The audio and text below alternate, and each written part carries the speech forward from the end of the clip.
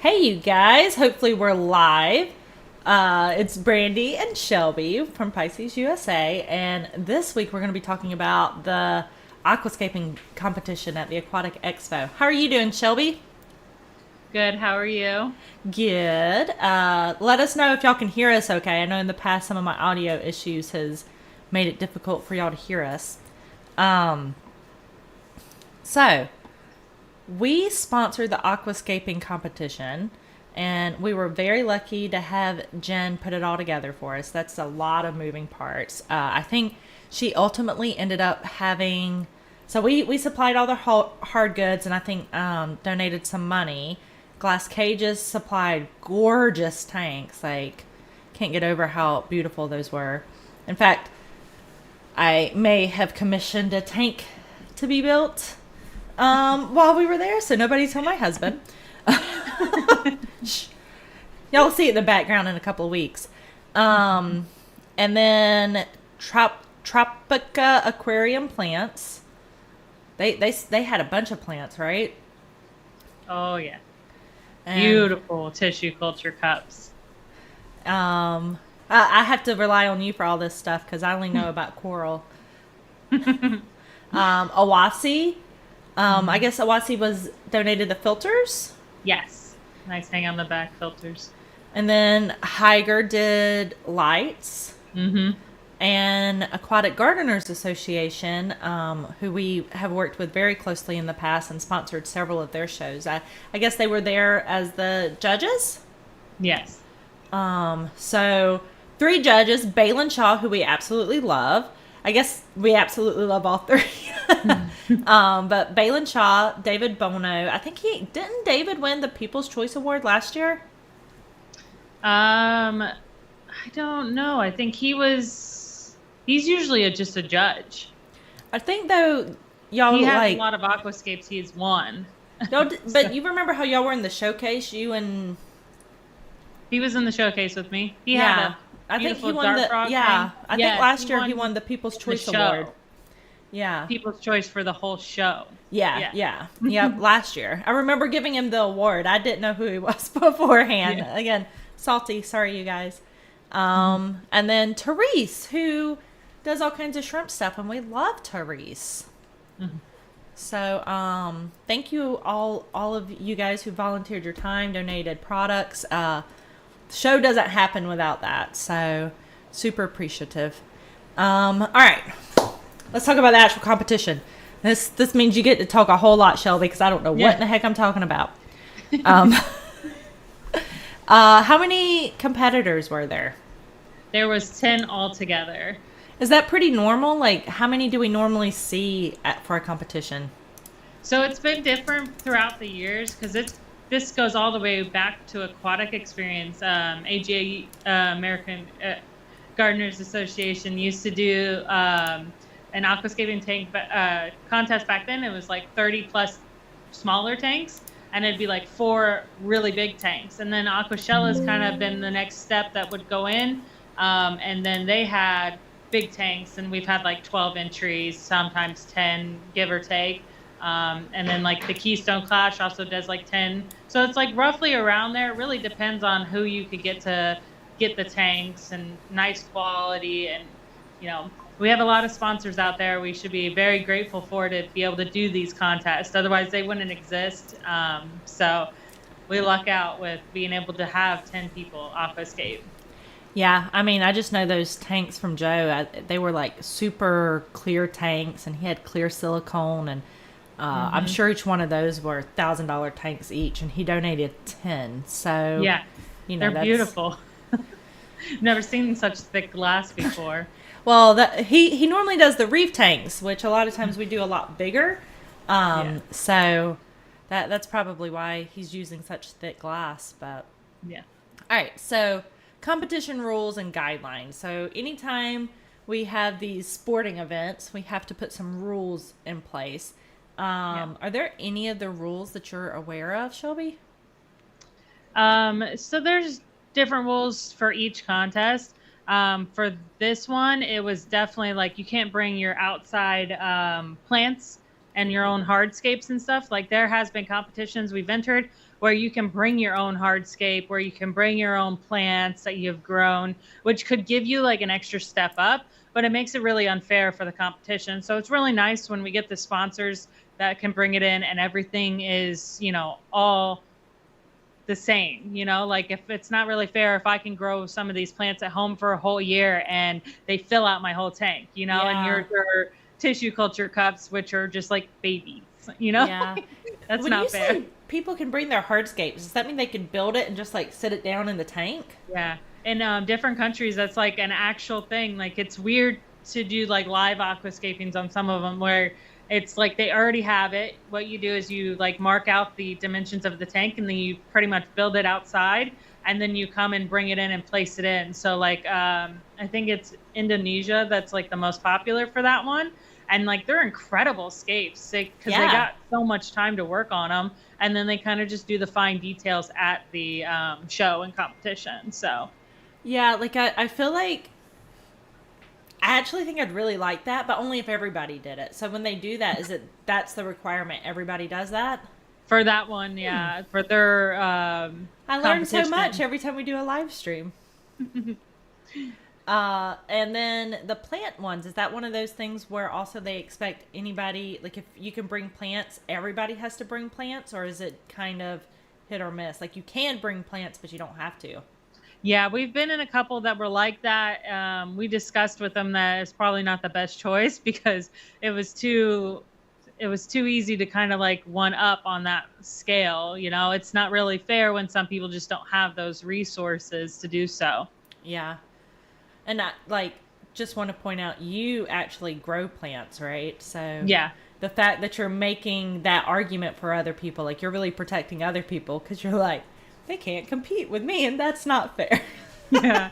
It's really beautiful. And I wish that we had like certain ones where it is people that grow plants because there's a big part of the aquascaping community that they grow their own plants. So it'd be really interesting to see, but that's a whole nother level to it. And, to travel and make sure that they're good, you'd have to have experience with these things, which some aquascapers don't. They still, they're in the learning process of doing some of that.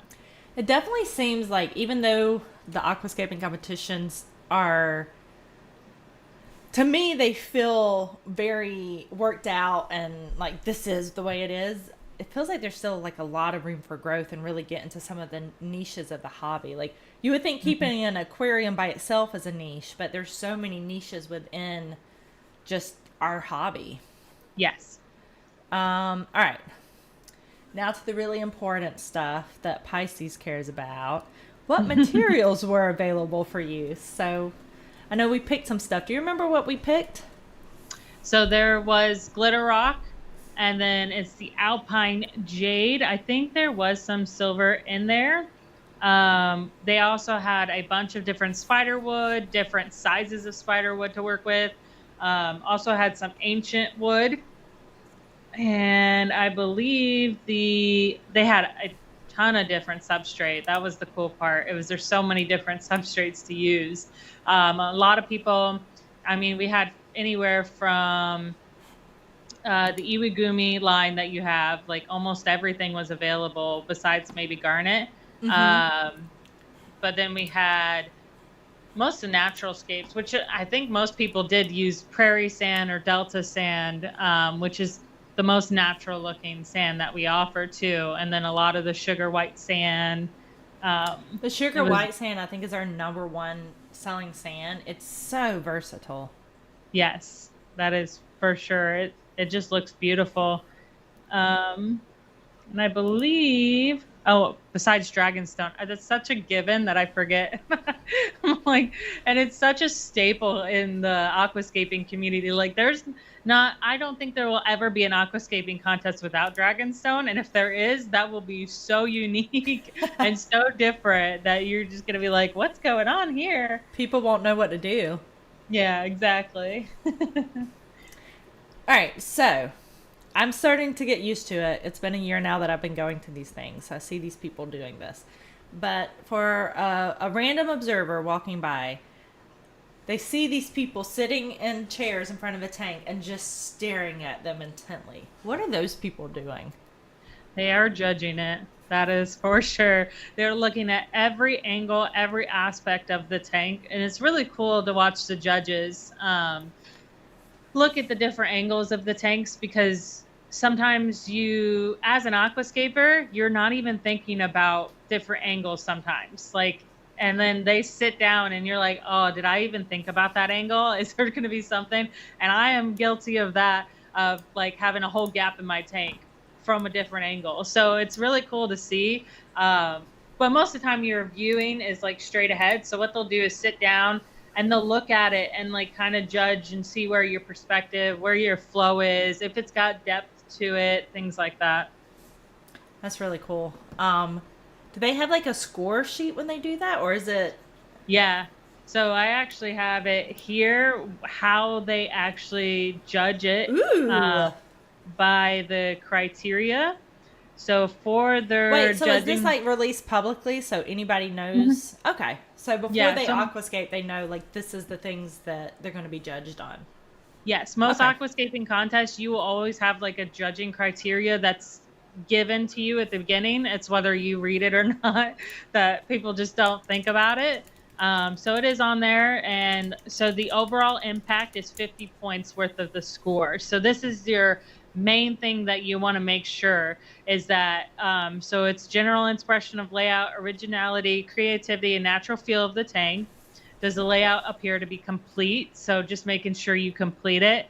And livestock's a big part of this. Appear healthy and enhance the overall feel of the layout. So like if I had a tank like that and I put cichlids in, we're losing a lot of points. If they're unhealthy, you're losing a lot of points. So do people bring their own fish for these things? Some of them, yeah. Oh, okay. Yep. Like I put in a lot of shrimp. Sometimes I get fish from the event and I put them in because they're kind of already acclimated to the water at the shows. Yeah. So I'm like, they're okay. But you got to be very careful because it's, it's that you could lose. So a lot of times I don't put livestock in the tank just because they're not going to give me points off for putting or not putting livestock. Okay. But they're going to put points off if they're not healthy and they don't go with your scape. So I thought that was a requirement. I was like, oh, I didn't really. So it's if you do it, they better look good. Yeah. No gasping at the top of the right. Water Which can or dead. Yeah. Especially some of these places use carbon blocks and it can cause some issues in the tank. So the next part. So wait, so if someone's aquascaping, would you recommend that they do put livestock or avoid it, or like when would you put in livestock? I usually avoid it if you because it's not really a properly cycled tank. It's not really nice. It is nice for the show to see. So if you know there's like someone that has really nice fish at the show and they're doing really well in a tank, you can. I do shrimp because I know my shrimp can handle it and they're going to be fine. Okay. Very hardy. I know my shrimp. So some people know their fish. They know that they're healthy. But it could be, I usually just wouldn't recommend it unless it's like certain shows. Hip did one at an Aquashella that was all rock and it's a cichlid tank. Now, without the cichlids, it doesn't make as big as an impact. So it was important for him to put cichlids because those colors really contrasted with those rocks and really made for a great show. And of course, Hip is an expert, right? He's done this many times. So maybe, and Grant just said this, maybe if you're new to this, like no livestock, just like wait till you've done it a couple of times. And he also said no aqua soil under other substrates. So best risk-free moves. So if you're new to this, don't take risks. We don't want to kill things. So that's some good advice. And another thing I've learned this time. Yep. All right, sorry. Back to the rules. And then the next one is composition. So this is 25 points for this one. How well were the materials used? Is the space used wisely for maximum impact? So that we'll discuss next week on some of the tanks on why they didn't place as high as they should have, even though they look visually appealing to most people. This is where I get confused. I'm always like, why not? Because you don't want to waste it's wasting space. Like if I was to pack a car and go on vacation and I put a box of tissues and then was like, oh, the car's packed, like it's not going to look too good. Yeah. And then is there a good use of scale on positive/negative space? Because you still want some space in the tank. You want to be able to have schooling fish or fish be able to move around the tank, because that's what you're making the tank for. You're not actually making it for, just plants most of the time. Technical skills of the creator to include cleanliness of construction. So this is just like not seeing some of the super glue in your tank, or how things went together, or it's not falling apart or floating at the top. That's like a big thing. We'll have to do some in the future where we talk about how to avoid those kinds of things. Oh, yeah. Was color or light shading used well to enhance layout? This could come down to just like simply taking your light from the middle of your tank to the back of your tank, so it lights up and gives you more depth perception, or vice versa, where you put like the light closer to the front and then maybe a little light in the back. I've done that multiple times. That's just using that shading in a way to make it look different. And I feel like everything you're talking about, we should break down and just do a whole podcast talking about the different ways that can be done. Yeah. Oh yeah. Just changing the color of the lights. If you see some photos that someone else took of the tanks and some of the photos I took, mine can give you a little bit more natural feel, because I switched the light from the full spectrum to just the white and green, which give it more of a green color hue, where the full spectrum has the blue and the red, and it gives it more of a blue hue to it. Small things like that you don't notice, I think I'm like, you're blowing my mind right now. I'm like, And then the last thing that they judged was selection of materials, which is 25 points. Is hardscape a good representation of aquatic habit? Does it have a natural foundation? So this could be something that makes it look more natural than it does fake, because we could easily go in a whole direction that you would never find that in nature. And I think we've talked about that in previous episodes. It's like, sometimes you want it to be a little off, not like perfectly symmetrical. Perfection. Yeah, because I talk about this a lot, because I absolutely love in nature, there is still things that are perfect, that are too unnatural, that are still natural, but it's very uncommon. So most people, you want it to be a little bit off, because nature is usually not perfect. So that's a fine line there. Do the plants in hardscape and livestock work harmoniously together? Like I said before, it'd be like putting cichlids or a giant angelfish in a 10-gallon tank. Like those would not be okay, even though we love them. They just don't work together. Hardscape, at some point we care about the animal. Like husbandry is important. Like it might look good, but this isn't healthy. That's the whole purpose of our beautiful aquarium contest at the Florida State Fair, is more about the health of the plants and the fish, opposed to how aesthetically pleasing or the guidelines are, you know? And then could this layout realistically be maintained and managed long term? So this could come down to plants. If they're too big, if they're gonna outgrow the tank, if you put stuff too close to the front of the glass and you can't clean the glass or take and maintenance it, cleaning any aspect of it if it's too much, That's an interesting one to throw in. I feel like that could definitely limit in a good way, though, some of the designs people come up with. Yeah, so it's not taking up every piece, and too much is too much sometimes.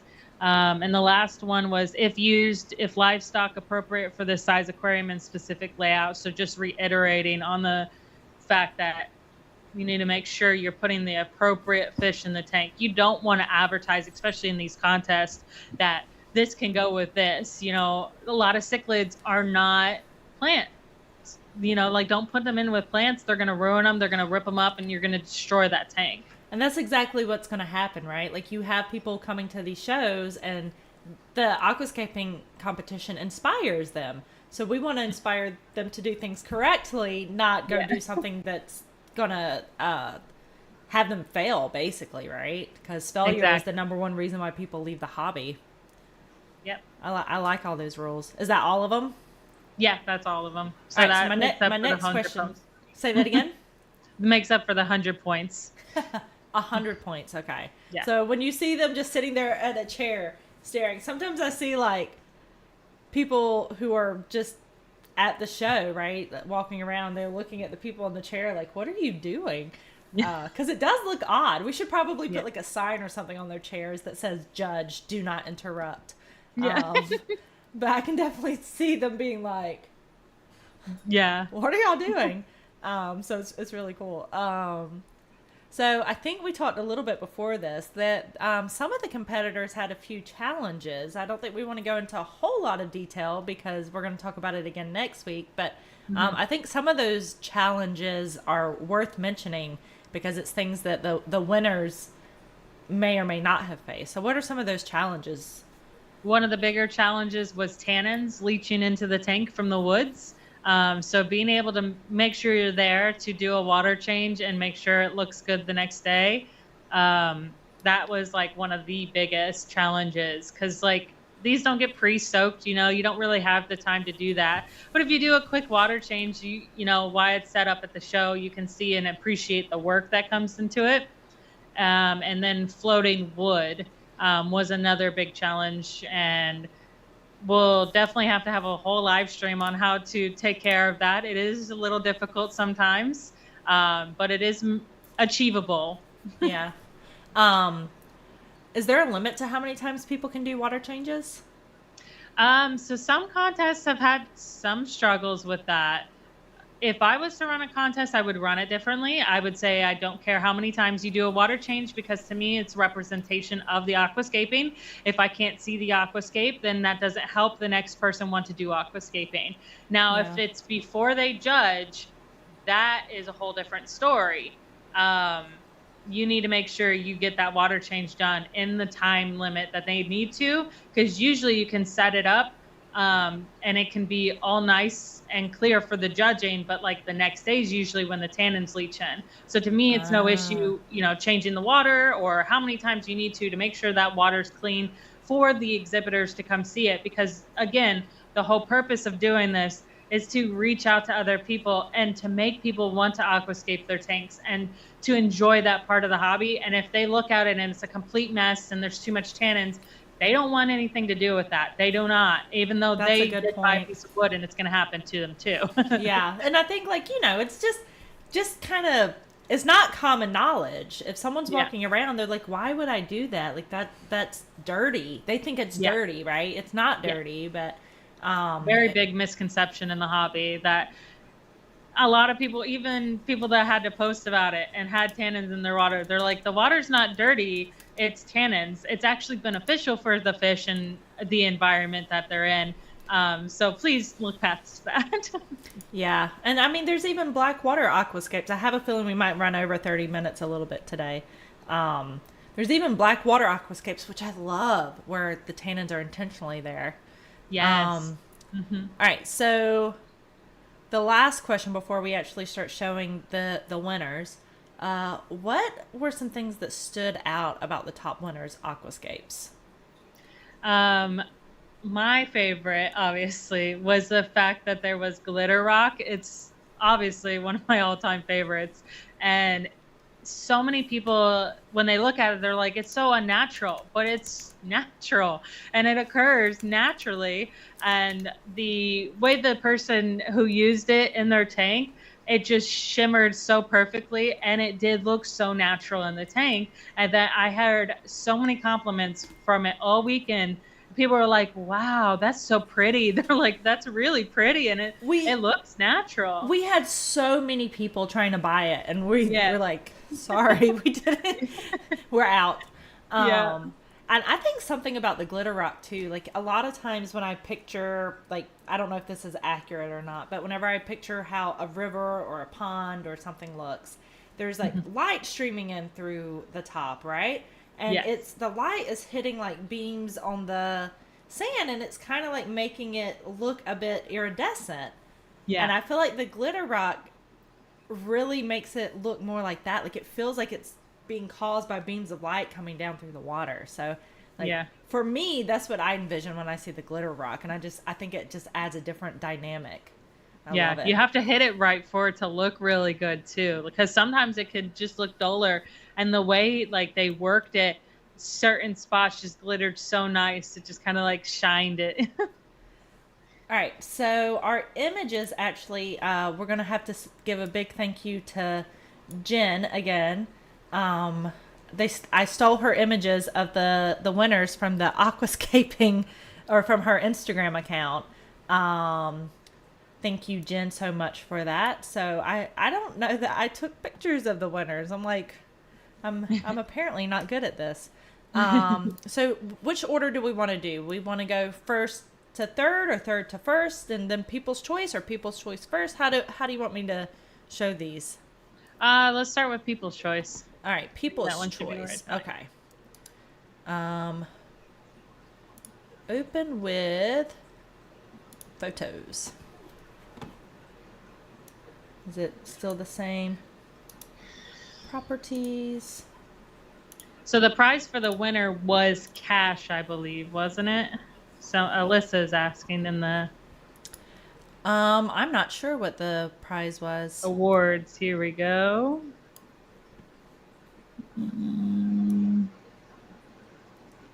It says cash prize, but they didn't say how much cash. Oh. Yep, this was people's choice, which So is let's talk about really this. cool.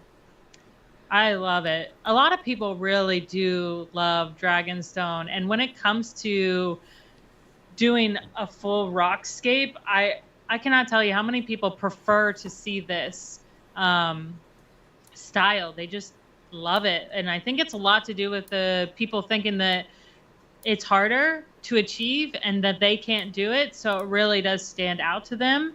And especially if there's room for fish to swim around, it really does help them with that decision on people's choice, I think. Yeah. Just looking at this aesthetic, like what about this do you think draws people's eyes? I think it's the center of it, the path and the openness of it. And then sometimes it's the shadows, like that left big rock kind of creates like a really pretty shadow.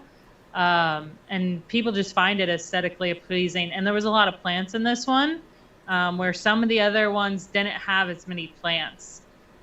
So this is a sugar white substrate. Was it also Gunsmoke? Is that what they used here? It looks like there is some. It's hard to see in the picture. Yeah, it's hard to but tell. Looks like they may have had shrimp in this one too, right? Or is that fish? fish. Okay. Yeah, those look like a pencil fish. I feel can't like tell. anytime there's like a path like this, it really, like a dividing line, it draws people's attention. Like it makes Yeah. them, like it takes them on a journey almost. Mhm. What do you think there were things that this person could have done to place better? I have some things just from things you've told me in the past, but So this one could have done better if they didn't have as much substrate in the front. It Okay. kind of stops the illusion of making it too big. It's too much. Okay. That's the biggest no-no in aquascapes is how much substrate you have. And then the path is too centralized. that was the first thing that stood out to me because Yeah. you've talked to me about that before. Yeah, it's just too in the center with rule of thirds, like we've talked on previous live streams.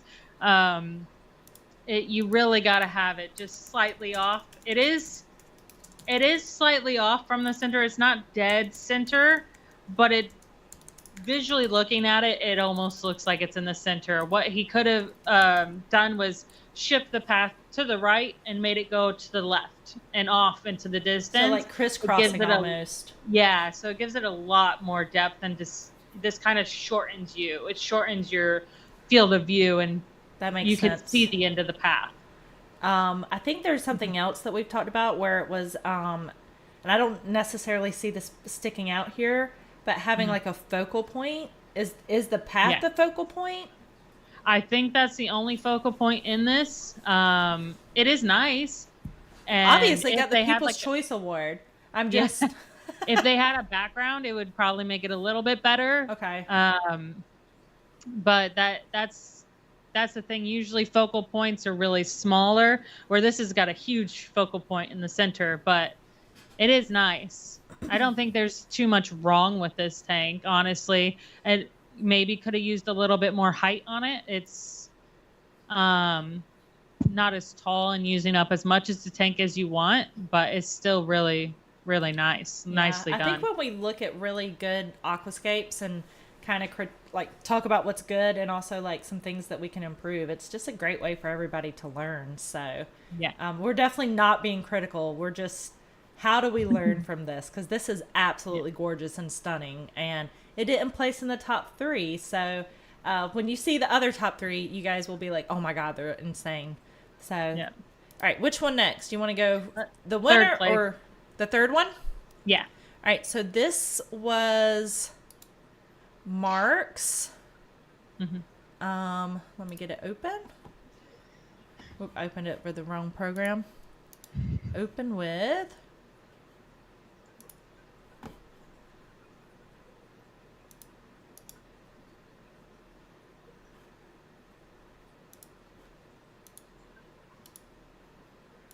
All right, so this is Marc's.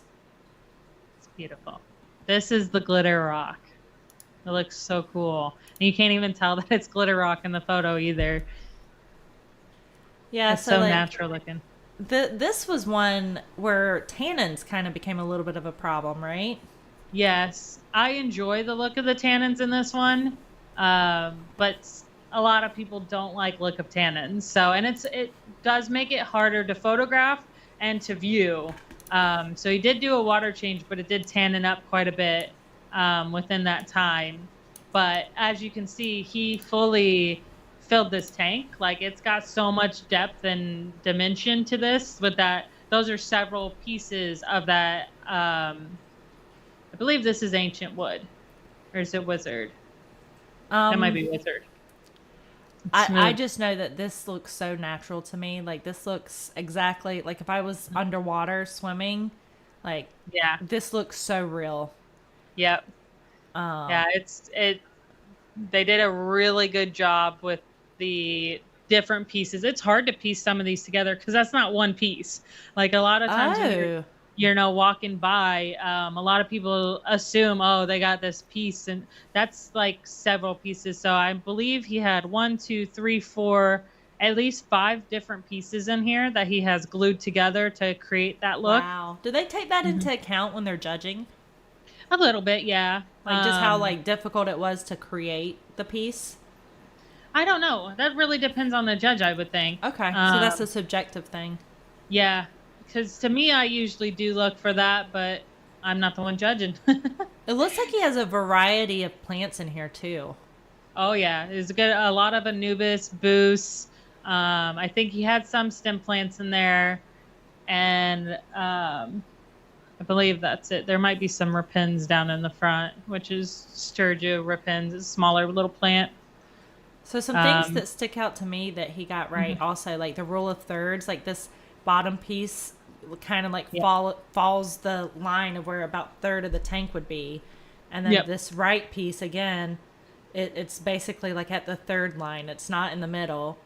And like that's where my eye is drawn to. And then this one that's angled, kind of the angle stops at about that first intersection of the like intersection of where you see that grid at. And that so cross. He like, I feel like just the things that we know from art and that's been explored, like these are things that we know humans just naturally like. So I think he really did a good job. Like the rock fills the bottom third and then switches to wood. I wish it was clearer to kind of show you guys the depth a little bit better, because there was a lot of depth in person. It kind of falls short in a photograph, which is another thing we could do for livescaping photographs and how to perceive depth. But it's too dark to see, but there's like several pieces in the back, so it kind of leads back, and it has like this really nice opening in the back.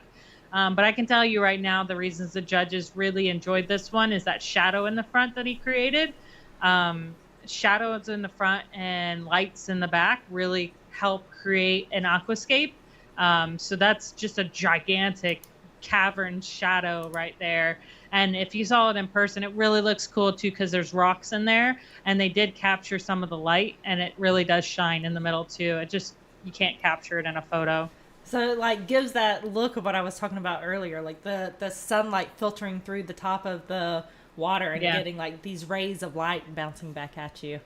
Exactly. What were places you think? I mean, this is third place, so we're pretty close to top tier. What are some of the things he could have improved on, though?